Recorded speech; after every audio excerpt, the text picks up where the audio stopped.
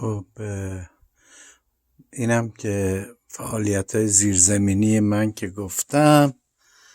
حالا داریم میریم تو زیرزمین، خیلی هم ریخته پاشیده است. البته این که میبینی پایه هم داره. وقتی که یه برنامه چیزی فیلیپینیا دارن تو پارک جایی، معمولا تو تابستون میبریم میزنیمش، بعد این صورتهاشون برداشته میشه، میتونن برن پشتش واسن عکس بگیرن. مثلا این صورت در میاد، میرن پشتش وا میسن.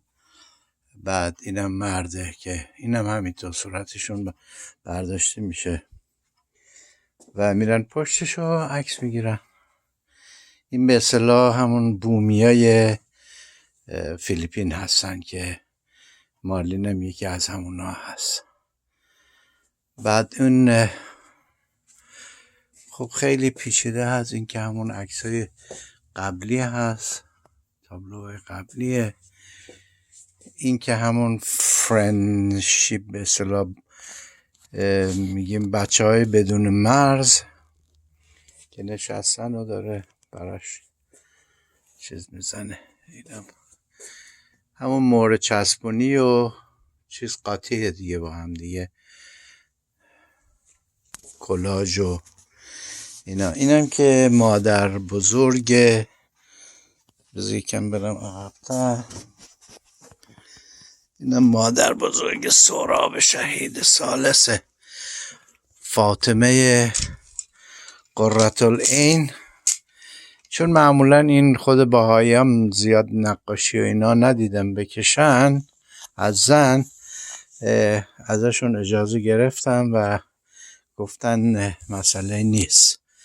و این اولین زنی بود که خودش مجتهد دیگه، روسریشو در آورد و موهاشو نشون داد وقتی که داشت روی کرسی واساده بود توی یکی از روستاهای شمال سخنرانی میکرد، که بعدش هم به دستور امیر کبیر دستگیر و به دستور ناصرالدین شاه خفش کردن، انداختنش تو چاه. یعنی حکم قتلش صادر شد به عنوان مفسد فی الارض. مجتهدم بود خودش دیگه. اینم از اون این لباساش که چسبوندنیه اینا. بعد اینم که موهاشه که چسبوندنیه دیگه. اینا نقاشیه، پشتش هم دیوارا و اینا نقاشیه. اینم لباس دوره قاجار. اینم که میدونی همون به اصطلاح کوینیه که 100 سال پیش 1914 فکر کنم 1913 یا 14 توی فیلیپین 13 سالش بود که به عنوان به اصطلاح بیوتی پژین و اینا، همون ملکه زیبایی که داستانش هم همون بغلش زدم دیگه.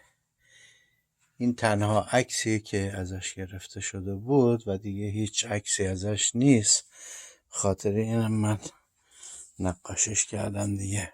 یعنی همون کلاژ و چسبوندنی و اینا از اینا برجسته هست، حالت سه‌بعدی داره. و خب هم که نشسته روی چه داره. بقیهش هم که دیگه دیده بودی که این که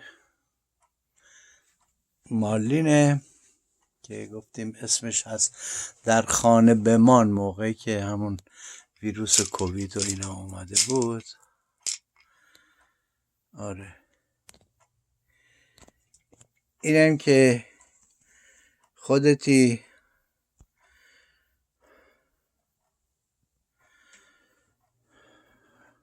اینم که همه دارن میرن تو کلیسا، مسجد و کنیسا، با خوشحالی همه میرن بالا، از پشتش هم میفتن تو پایینی، تو سیاهی.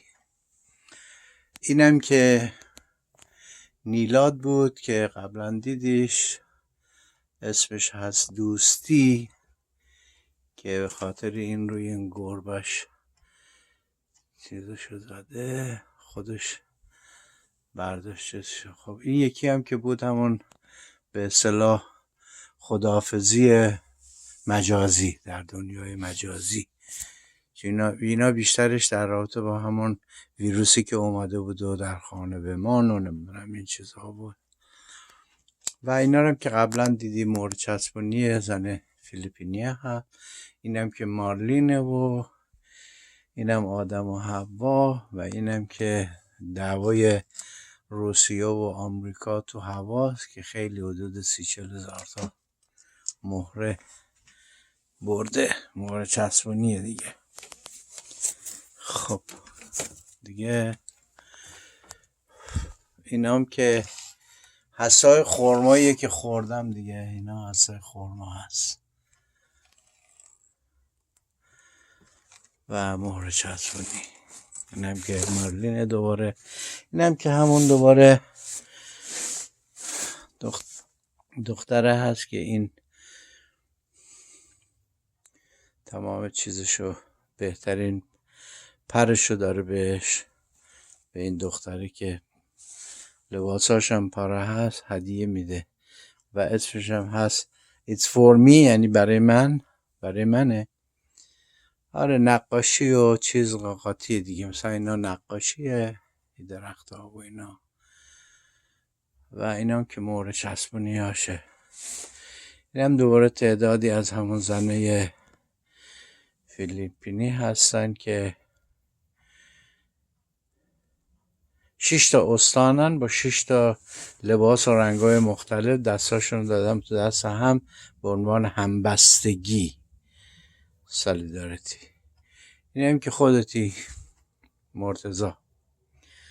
البته پشت اینا هم دوباره هست، مثلا اون علی بود با چیز که گرفته بودن با مسعود، بعد دوباره سیما بود با مسعود که رفتن پشت این قرار گرفتن. این هم که همون آشغالای مال چسبوندن و رنگ و این هم انگار به قول یکی از بچه ها گفت انگار دم شاه چراغ داری مهره و اینا میفروشی. مهره هایی که جمع کردم باهاشون کار میکنم. تازگی ها هم یه چیزی درست قرار یه برنامه بذارن به فیلیپینیا که اینا هم با مقوا درست کردن که بذارن رو سرشون و بشن مثل اونی که دیدی مثلا اینجا. آره بذارن رو سرشون که برنامه داشته باشن. یه 10-12 تا فعلا براشون با مقوا هست درست کردن، وقتی میذارن رو سرشون از دور نشون میده واقعیه. حالا اینم همون چیز من دیگه، هر وقتم خسته بشم اینجا دراز میکشم دیگه.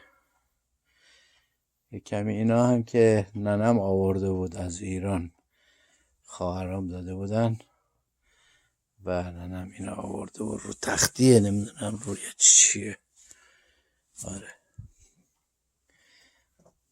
خب اینم فعلا برنامه ما. تو این قوطی ها و اینا هم همه پر از چیز دیگه، مور و چیزا هست که باهاشون کار میکنم. این پشتم که خلاصه این همه شلوغ بلوغ دیگه. آره این خیلی از تابلوها همینجور رو هم دیگه هست، انبار شده، هیچ جایی هم برای حرکت کردن نیست. حالا اینم که خود منم، شکمو میبینی؟